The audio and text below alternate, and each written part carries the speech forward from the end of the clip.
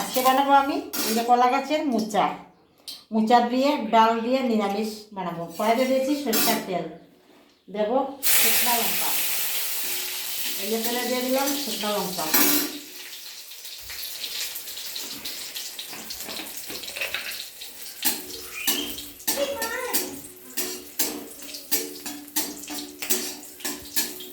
এখন দেব পাঁচফোড়ন, এই যে দিলাম পাঁচফোড়ন, আর এখানে হলো জিরা, হলুদ, ধনে দিয়ে গুলে একটা মশলা তৈরি করেছি। একটু মশলা না দিলে ভালো লাগবে না, কীরকম লাগবে। এই মশলাটা তেলের মধ্যে দিয়ে দেবো, আপনি নিয়ে বলা করে।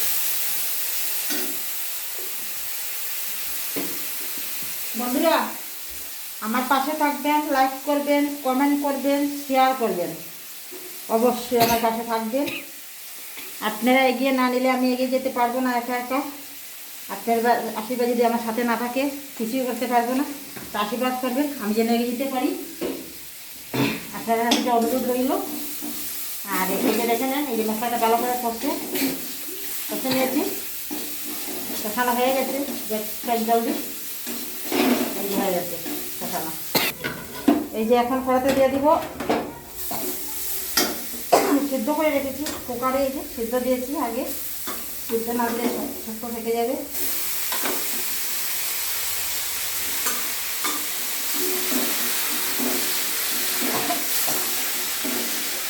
মরিচের জল লাগতে করতে করতে ঝেল পড়েছে, এই দিলে ভালো হয়, নরম হয় তাড়াতাড়ি। আর এমনিতে কড়াইতে দিলে তাড়াতাড়ি নরম হয় না।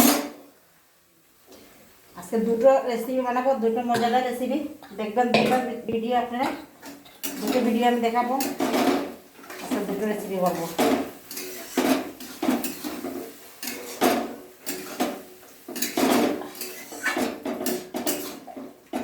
এই যে দেখেন,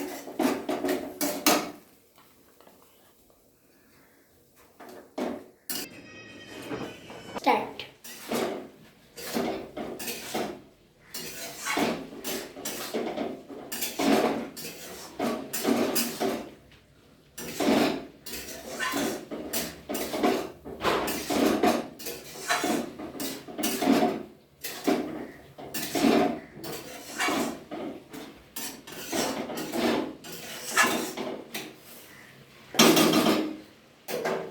এটা তো বললাম মোচা দিয়ে। আর এই যে ডাল সিদ্ধ করে রেখেছি, ডালটার মধ্যে দিয়ে দেবো, দিয়ে এটা রান্না হবে এটা দিয়ে। আরেকটা বানাবো, এই যে চিংড়ি মাছের শুটকি গরম জল দিয়ে ভালো করে ভিজিয়ে ধুয়ে নিয়েছি, পেঁয়াজ বাটা, রসুন বাটা, আর এই যে কচু দিয়ে, ওগুলো দিয়ে একটা রেসিপি রান্না করবো অসাধারণ। আমরা কাঁচাটার মানুষ এগুলো খুব ভালোবাসি, বাঙালি মানুষ খেতে ভালোবাসি। আপনারা কে কোথা থেকে দেখছেন রান্না করে খেয়ে দেখবেন, অনেক ভালো লাগবে। খুব মজাদার একটা রেসিপি হবে এটা। আমাদের এটা বলে আর কিছু লাগে না খেতে। এটা রান্না করবো, দেখাবো পুরো ভিডিওটা, আপনারা মন দিয়ে দেখবেন, আমার পাশে থাকবেন, লাইক করবেন, কমেন্ট করবেন, শেয়ার করবেন অবশ্যই। ভুল হলে মাফ করবেন। ওগুলো দিয়ে দিয়েছি, মিশিয়ে নেব ভালো করে।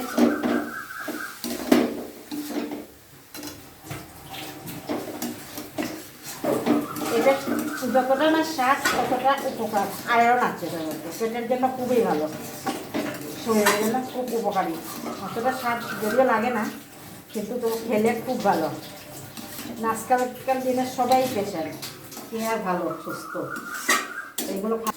এই যে দেখুন ধনে পাতা দেওয়ার পরে অনেক সুন্দর হয়েছে, দেখুন খেলে খুব ভালো লাগবে। গন্ধটা দিয়ে খুব সুন্দর গন্ধ বেরিয়েছে।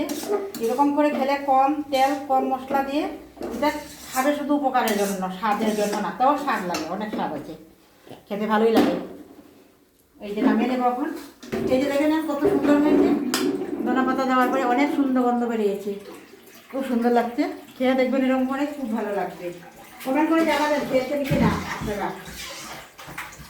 কমেন্ট না করলে বুঝবো কি করে আপনারা দেখছেন আমার ভিডিও যে হচ্ছে কি না, কি করে বুঝবো কমেন্ট না করলে।